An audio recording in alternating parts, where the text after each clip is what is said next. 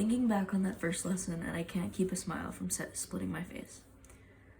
A current batch of beans are sizzling on a flat rock, softening over a fire that I made without tinder or friction or sunshine. I am full and content, and this is the first manner in which the beans have saved me. They nourish me now, and the drying ones hanging from the trees around me promise to provide nourishment for many months. I owe the beans my body. After a second night's sleep on the sand and leaf litter, I rose ready to begin building my house. I filled the pockets of my dress with the fresh beans and began following the stream inland. The sun was hot, and I opted to walk in the water, flexing my toes around the moss-slick rocks and bending to drink whenever I was thirsty, popping beans into my mouth whenever I was hungry. All of this was so new to me, the freedom so intoxicating that I began to wish I'd done this sooner. Again, I praised the freak storm that whipped up the sea and caused the shipwreck as an act of God. Not the God I grew up knowing either. That God and his followers denounced me and everyone like me, encouraged our servitude and submission. No mercy ever came from him, or his pious pyre builders. The goddess that gave me this new life was a different sort of deity, a moonlit woman, ever-changing, full of grace and forgiveness and cataclysmic levelers. The only voice that whispers to my kind, "You are not an abomination. You are not wrong. You deserve to live." I had been walking for about an hour, farther into the forested interior than I had previously explored. Everything was new to me, and it was all I could do to stop from gawking at every subsequent wonder. I was on a mission, though, and somehow I managed to make forward progress. There were a few prospective locations that I considered, but ultimately abandoned, filing them away in my mind just in case I couldn't find something that sparked any great interest. The first of these potential homes was a sharp depression in the ground, just a stone's throw away from the stream. I could break boughs from trees and create a roof, reinforcing and waterproofing it with mud and leaves. The warren would be warm and dry, but some secret certainty in my chest bid me to keep looking. Next, I considered building a treehouse, layering terrace upon terrace and connecting them with ladders, all of this lashed together by mines. I held off on this idea as well, although it reminded me of the fairylands described in one of Lisbeth's volumes. I could feel some secret special place calling to me, and I was holding out for it. A compulsion came over me, and I let my feet carry me of their own accord, leaving the stream and heading west into the forest. Before long, the ground began sloping sharply upward, and my legs burned with what quickly became a steep climb. Nearly frantic with the feeling of almost there, my pace never slowed, and I continued upward. 5 more minutes of sustained climbing, and any forward progress was prevented by a massive, vertical wall of stone thrust out of the ground. The cliff was magnificent. The rock was light gray and lovely, dotted with scraggly, intrepid trees clinging to life in shallow fissures, the whole edifice split and patterned by a spiderwebbing of dark cracks. I stood, awestruck, and catching my breath from the climb up here, indulging in a moment of wonder before walking up and laying a flat palm on the surface of the cliff. Leaving my hand there, I walked along the rock face. This was it, the place that had been calling to me since I set foot on the island, possibly even calling to me my whole life. The crag continued as far as I could see, and I didn't seem to be nearing the end. Not far from where I'd come upon it, the rock veered sharply inward, one of the cracks widening into a perfect cave. Gleefully, I slipped through the opening, muttering a string of guttural words in an arcane language, bringing a faint blue light to my fingertips. The space was roughly twice the size of a livery stall, and tall enough that I could stand up with a few feet to spare. The sandy cave floor was dry and looked incredibly soft. The roof slanted towards the opening so that any smoke would float up and out, no threat of collecting and suffocating an unaware sleeper. It was all I could do to keep from shrieking for joy and jumping up and down. This was a blessing. The word reminds me of that moonlit goddess, and suddenly I'm transported back to the night of the storm. Doubled over the railing and sick to my stomach, I let my tears fall into the sea. Like calls to like, and I picture the salt ecstatic at the saline homecoming. Like calls to like, and I wonder why I shouldn't leap over the rail and follow them. Turmoiled and matching the roiling waves, I waited for some voice inside me, maybe Lisbeth's voice, to tell me not to bid me to live. But thinking of Lisbeth does nothing to comfort me. No. Thinking of Lisbeth just rips the raw and festering wound right back open. Thinking of Lisbeth forces her anguished screams into my ears, and before I know it, I have one leg over the rail. That's when I see her. I don't know if it was some final gift to Lisbeth, a sorry attempt at recompense, or if she truly saw me as her child too. All I know is that I saw her, and she saw me. I know there was a well of sorrow behind her eyes, and a lake of rage in mine. I watched her, that moonlit woman, towering on the horizon, bare feet hovering over the place where sea met sky, as she lifted her arms. She mouthed something to me, words I couldn't quite parse, before bringing those glowing arms down, like a conductor in a great theatrical slam. The ocean exploded. Waves like mountains and peals of thunder and the sudden immediate pitch of the ship knocked me to the deck. I looked up, looking for the face of the goddess, not for rescue, but to implore her to tell me what she'd said. I hadn't heard it, didn't understand.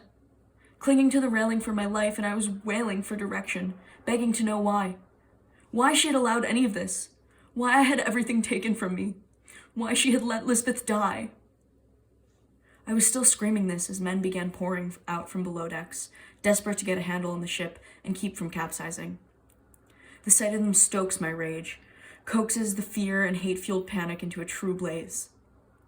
I start screaming at them too, even as a huge tongue of water crashes over the side, pulling several sailors into the black water. I blame them, I think, as they drown. I blame them, and I scream that too. If we're all about to die, I need someone at least to understand the depths of the hurt that men like them deal on a daily basis. Rain lashed my skin, but I barely noticed. Waves poured over me and water filled my mouth, but I was laughing now. The only logical sequel. Laughing and choking, even as my white-knuckled grip on the edge began to slip. When I finally plunged into the water, it wasn't cold. I hung there for a moment, submerged, unsure which way was up and which way was down. It was surprisingly calm here, beneath the surface, a suspension that completely belied the fury raging above.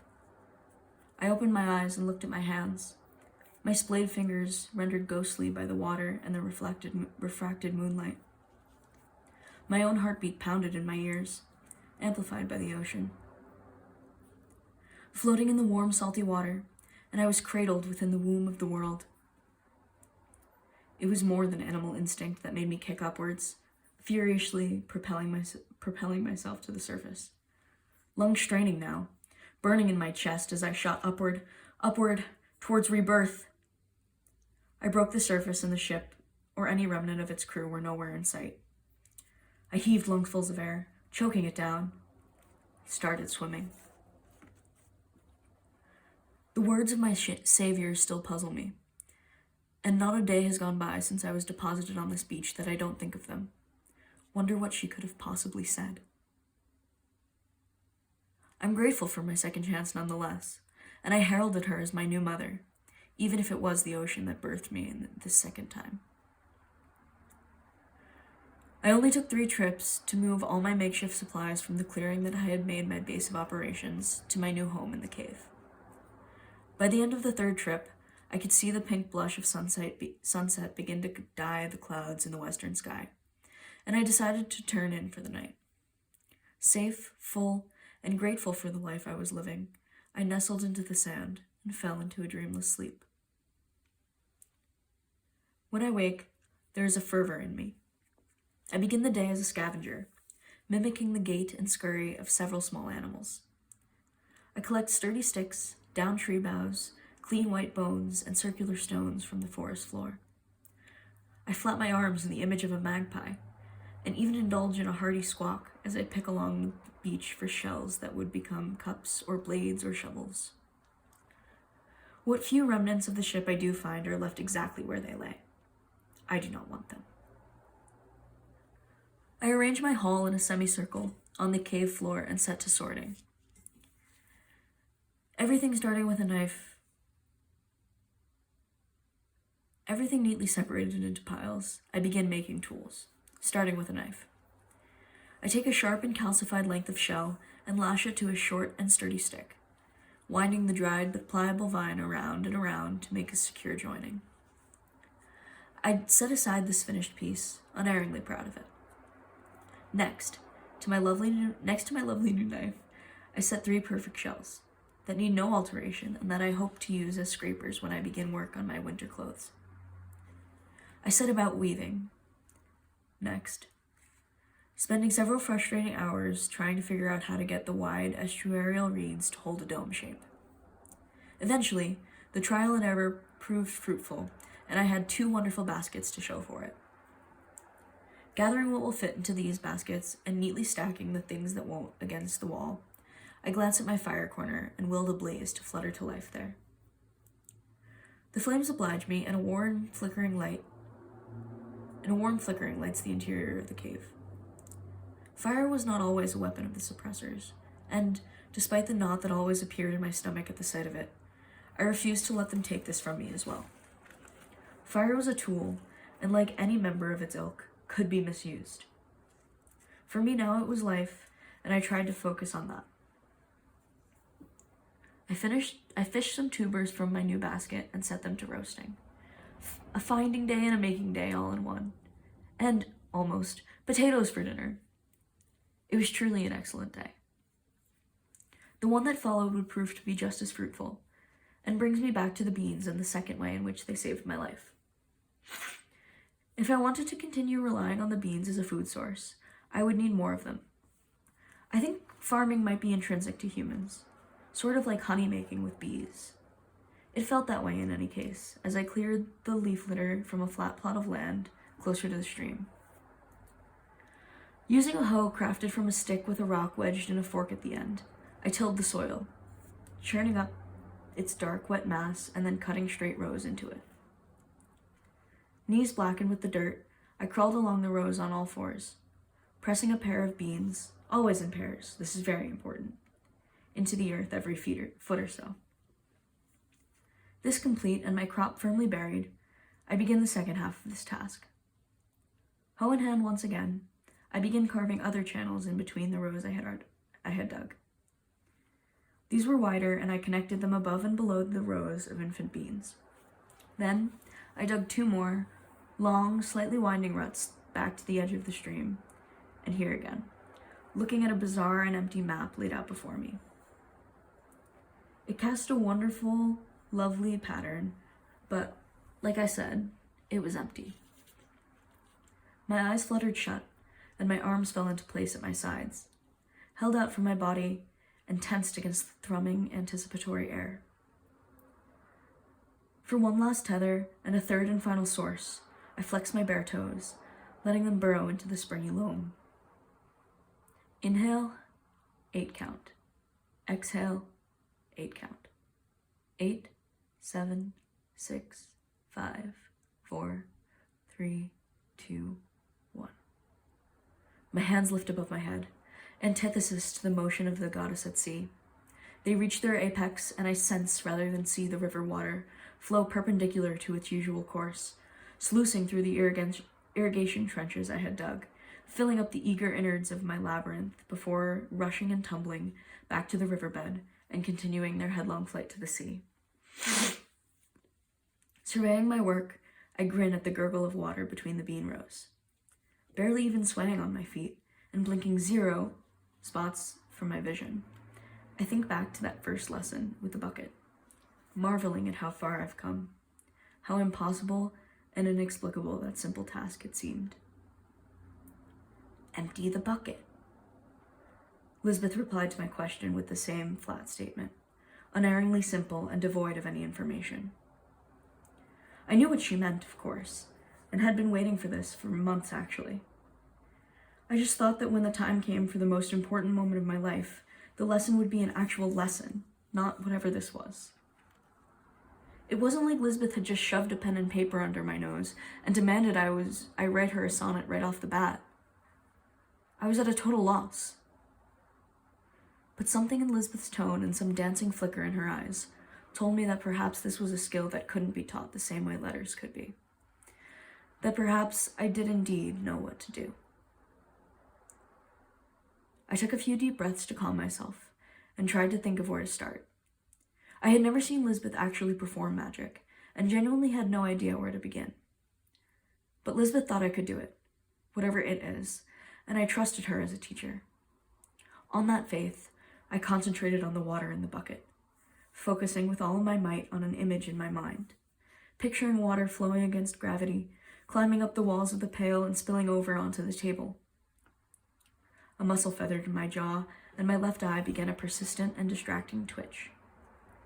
Inhale, exhale. I tried to move past it, sink deeper, find the lake at the center of me, and plunge into its depths.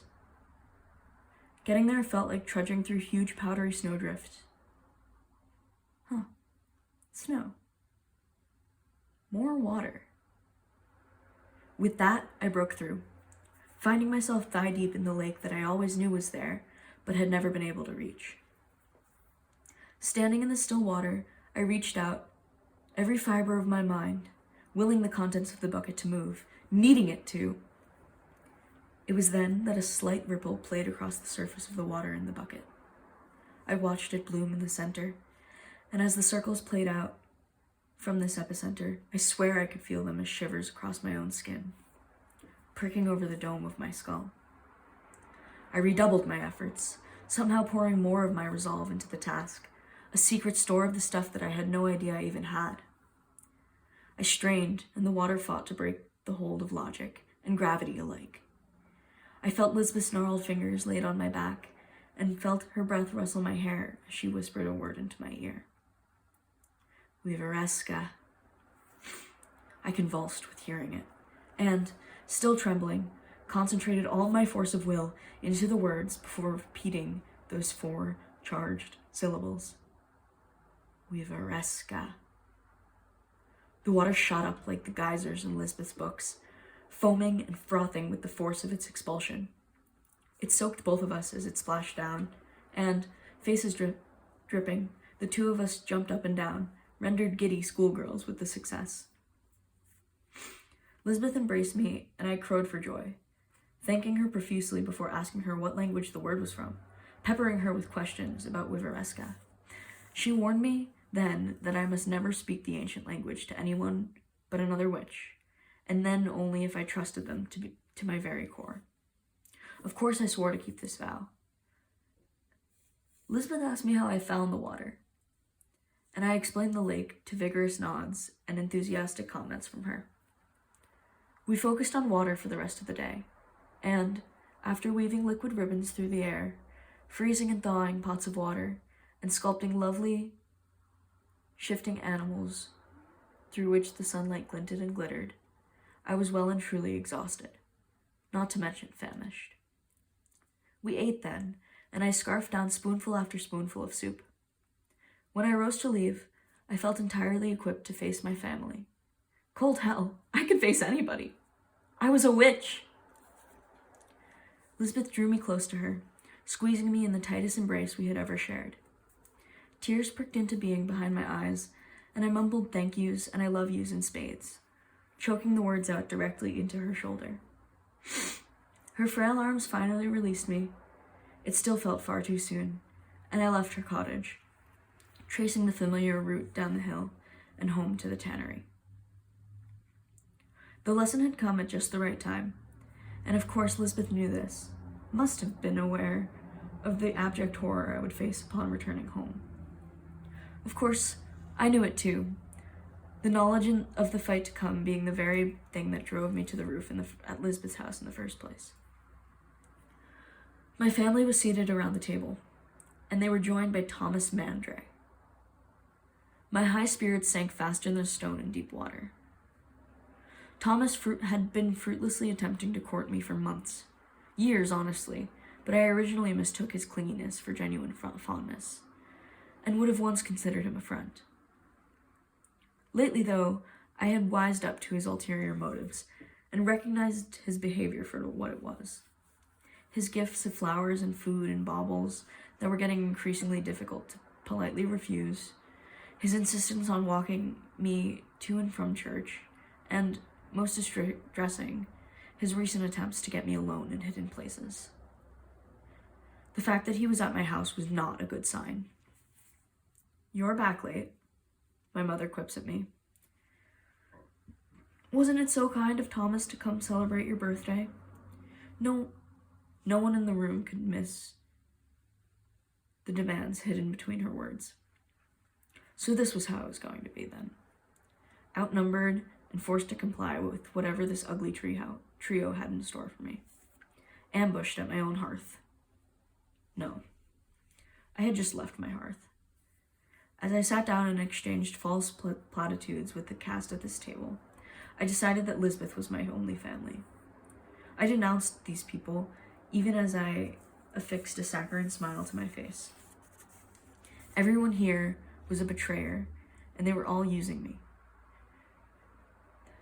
The prospect of magic lessons immediately dissolved any notion of running away, and if I wanted to finish my witchy education, it was imperative that I arouse as little suspicion as possible. I would have to get used to that false smile, resigning myself to a life of pretense in order to fulfill my dreams. If I had to hide who I was during the day so that I could be myself in stolen moments under the moon, then so be it. That was a sacrifice I was willing to make, and perhaps that was the whole lesson of being 16, of becoming a witch and a woman in earnest. I accept this, but oh, was it bitter going down. The bitter taste persists as I walk Thomas to the door, and turns rancid when I find both my parents in the kitchen. It threatens to turn my stomach as they praise me for how I had acted during dinner, as they laid out their ultimatum. Either I would continue to behave and accept Thomas's courting, or they would renounce any claim to me and take my dowry. The way my mother talked, all apologetic, as if it was my fault, as though she genuinely believed that this was for my own good. Honestly, she probably did. How she and her older sister shared blood was a mystery to me. I did the only thing I could do that let me continue to practice magic. In the first great surrender of many, I agreed to their terms. "It's awful." Lisbeth and I were paring turnips for the soup, and the thud of my knife on the thick wood of her table belied how much extra force was going into my cuts. "I feel like he's trying to train a horse. Like gifts and like there's a direct correlation between him giving me gifts and getting to touch me. I can't say no to the gifts, even though I don't want them, and the time span that I can say no to his hands is shrinking. Lisbeth, there's never been a time in my life where I was holding mine, where the parts of me that I can keep to myself just keep getting taken away from me." Chopping furiously through my frantic words, I glance off the stem of the root, the knife skittering and the blade biting across my fingers. I watch the blood well up in the shaky line on the top of my hand. It doesn't hurt, but seeing my red blood in this way is getting to me. Just one more thing for all of them to steal. It beads up and spills over, and I start to cry. Lisbeth moves to lay a reassuring hand on my arm, but I shrug it away, unable to bear being touched at all. "Deep breath first, love." Her gravelly voice cuts through the panic slightly, and I accept the cloth she offers. I know, she soothes. "It's so unjust. Look at me, and promise that you will never let them convince you that this is right." The look on her face was unflinching, but her eyes were achingly sad. "You were not made for other people, Amara." And I lose it now, sobbing in earnest. I can't do this. I can hardly breathe, and I choke out the awful dawning words between horrible, hiccuping attempts to inhale. "He kissed me." It's awful, and almost as if uttering the words aloud makes them true. no longer possible to ignore. I leap up from the chair, but I have no idea where I'm going. The wound on my knuckles still unclotted and is now undripping, a maddening metronome onto the floor. I don't know what to do! It's a screaming, whining, horrible sound, and the desperation coalesces, and I find that it's bigger than me, that I have nowhere to put it. A gale-force wind tore through the interior of the room. The fire in the hearth roared with the rush of oxygen and then was extinguished. Knife, parsnips, and everything on the shelves flew from their places, swirling towards the ceiling on the violent updraft. Coursing through me, the storm felt so wildly good, a true mirror of the turbulence in my soul. How dare they try to contain us when this is what we were capable of? The squall knocked Lisbeth off her feet, and in an instant I was brought crashing back to my senses. I cried out her name and went to her, apologies falling from my lips as I fussed over her. Getting to her feet, I was beyond relieved that she seemed unhurt. I'm so sorry. Your house. The soup. Looking at the spilled soup brought fresh tears to my eyes. It's all right. She brushed off my protests. This is something that happens to every witch when they're new to their magic. But we must work on helping you control it. Soup can be wiped up. Books reshelved. But if this happens again, in the market square? She trailed off, and I knew she was right, going cold at the thought of creating a hurricane in all view of the town. She reached for my injured hand, and I let her take it. The word for blood is Aorin. Lisbeth looked at me for a long moment, as if weighing her words. You can use it to heal when paired with Erothner, to mend. A heavy silence, as though the very air of the cottage, so recently whipped into a frenzy, was now waiting with all the potential of an indrawn breath. But it alone is the word for blood. I heal my hand, watching the flesh grow over the bright red trench, squirming slightly at the odd visual. Lisbeth and I spend the next hour setting everything in the house back to rights, salvaging what we could of the soup. Lisbeth stops me in the doorway, and I can tell that for once, she has no idea what to say. She spreads her arms, palms upward, and settles on, I'm sorry that there isn't more we can do. I can't help but notice that one of her sleeves still bears a bit of my blood. The next few weeks were blissfully occupied with making, and organizing, and the climbing tangle of bean growth acted as a clock and calendar, helping me measure the passing days. All of the beans had poked through the soil, and before long I had to construct a series of stick frame lattices for the curious runners to thread through and use as ladders to get closer to the sun. I checked on the lovely little things on my way down the rise, smiling at them and making sure they looked happy and healthy. Satisfied with the state of the beans, I continued east, aiming for the denser vegetation that could be found on the side of the island. I came across a tree with a hollowed-out trunk in my explorations, and I nestled inside it, curling up and making myself comfortable as I prepared for the wait. It didn't prove too long, and eventually a rabbit crosses my path. I killed it with a muttered word, stopping the blood in its heart. I sent a prayer to the goddess then, thanking the rabbit for his life and asking the goddess to take good care of him. It was the first meat I'd had since leaving my homeland, and as I processed the kill, my mouth noticeably watered. Saving the brain and guts in a separate pile, I cooked the skinned rabbit, smoking half to save for later. I ate my fill and was momentarily lost in the absolute bliss of having all this meat to myself. I could practically feel the protein making me stronger. Belly gloriously full, I set about the task that was the real goal for the day, digging 2 holes in the clay on the beach. The first hole I filled with seawater, pulling a tendril of it out of the ocean and letting it fill up the hole. Another word and the water was boiling. I let it cool slightly as I used one of my shell scrapers to ensure that every bit of flesh was gone from the rabbit's hide, and then plunged the skin into the water. Letting this soak in the salt, I poured the handful of organs into the other clay hole, mixing in a small amount of seawater and blending it as best as I could.